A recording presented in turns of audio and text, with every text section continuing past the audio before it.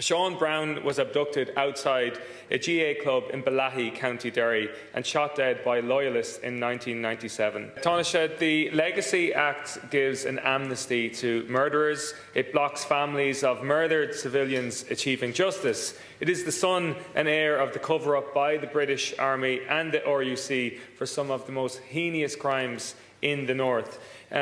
It's a unilateral action that actually undermines human law and human justice. It turns Britain into an outlier and indeed a rogue state. It is heaping more pain and suffering on so many families who have already been suffered so terribly through the hands of the British state. Today is the one-year anniversary of the Act.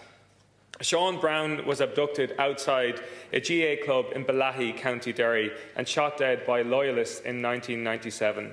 Intelligence has clearly linked the British state agents to the murder of Sean Brown. The British government is doing all they can to frustrate this inquiry.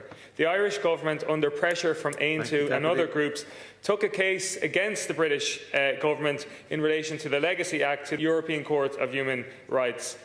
Taoiseach, what is happening in this case, and when can the families who have been wronged so terribly receive justice?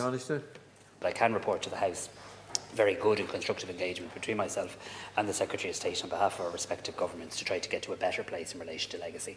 And the Irish government's clear landing zone here is that if, and I say if, there is to be an agreed position between the British and Irish governments, it will have to be human rights compliant, and it will have to try and bring victims and their families with us.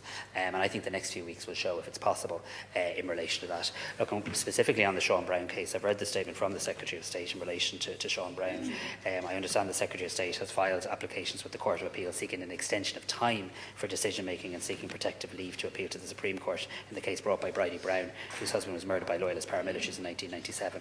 However, as I said to the Secretary of State in private last week, I said it also publicly at our joint press conference, the Brown family have waited far too long to find out the truth of what happened to Sean Brown. We're approaching the 28th anniversary of his murder, and in the absence of an effective investigation into his death, which the UK government has not yet agreed to, the passage of time makes this absolutely pressing and increasingly pressing. Can I say, Bridie Brown has shown enormous strength in pursuing this case through every available channel, and I intend to continue to pursue it also.